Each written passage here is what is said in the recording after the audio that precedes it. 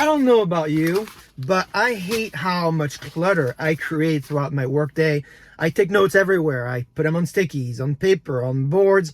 I'm a visual learner, a visual communicator, so I'm writing just about everywhere because it's important to me. And a few weeks ago, a good friend of mine was walking around with this device, the ReMarkable 2, and he seemed to be really happy about it, so I thought I'd give it a try and ordered it. And I've tried this device for about 3 weeks or so, and there's some great things about it, but there's some other things you should watch out for. I really, really wanted to love this device, but I'm afraid I might return it. So in this video, I'm going to tell you why. Now, I've not returned it, so if you think there's anything that I've missed, please let me know in comments or DM me, because I really, really would love to love this device. Now, of course, if you're new to the CarCast, know that this program is not sponsored by anyone. This is something I do on my time off. I do this to help my community, the millions of technology executives who are interested in company building, helping exceptional teams be productive, scale businesses, and using great tech. And the CarCast is syndicated on VentureBeat, where 6 million unique viewers can see it. 300,000 people can follow it. So if at the end of this video you like what you saw,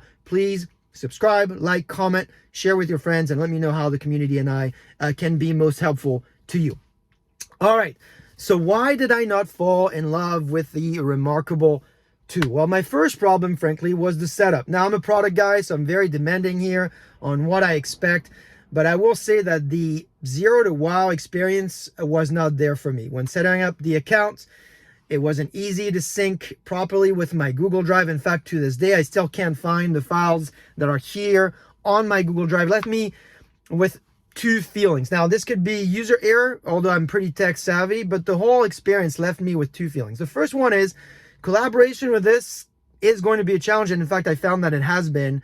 Not collaborating with other people, just collaborating across multiple devices, multiple formats and metaphors. It also looks like that after a year, after you sign up for your account, you actually have to pay for a cloud service to get access to some of these collaboration features. And I did not like to learn that because it wasn't clear in the product description. It wasn't clearly stated, and I felt that that was a little cheeky. My second issue was with the experience. Now, I would say that writing on this is absolutely fantastic. It feels like paper. It almost feels better than paper. So they've done a really great job with it. And I was also excited that the ReMarkable allows me to take handwritten notes and turn them into actual typed text. And that's great. But there were at least two problems I ran into. Once you go from handwritten to text, there's no way of going back to your original. So it's disturbing because if you want to complete a sentence in a handwritten fashion and you've transferred it into text, it's just awkward. It looks really bad. Two, the interface breaks down a little bit between writing and typing. So for instance, you can write with a stylus on any page, and that's what they call a notebook, which I thought the nomenclature was weird, but still you can get used to that. But then you can't write the name of the notebook. So when you build a notebook, you have to type it in. So keyboard comes out. It's just, you're going back and forth. It's a little clunky, and it changes interfaces. In my opinion, it's really difficult to bridge between the two worlds. It's a complicated problem, but still, I felt it was a little weird. And then finally, the quality delivery on some of the notebook templates, I think, is not quite there yet. For instance, if I take the simple template of a checklist, the template has boxes on the left and room for you to write on lists, just the same way you'd have on paper, and that's great.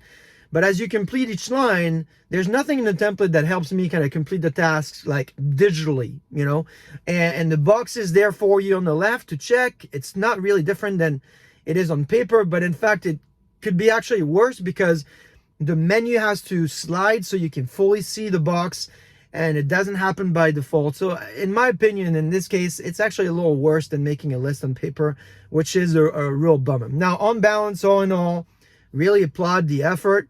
If none of the above really bother you, I think you should give it a try because it's a super hard problem to solve. But at this point, it feels to me that I might not be ready for it, or maybe it's not ready for me yet, which is a real bummer. I bought a cover as well, which is really excited, but it actually made the device heavier, and it's a challenge for me as I travel. You know, I got to think all the devices that I bring with me in my commute and my trips, and it's just, I think it's too much. I got an iPad, I got this, I got a laptop, I got a phone, and so I think it's just going to be hard for it to make room for this over time. So I'm curious to hear what others have experienced. Should I return this device? Should I not? I might not. I might give it a shot in the office context, but I'd love to know what you think. Leave those comments, ping me on LinkedIn, and hopefully we can learn from each other. I'll see you soon.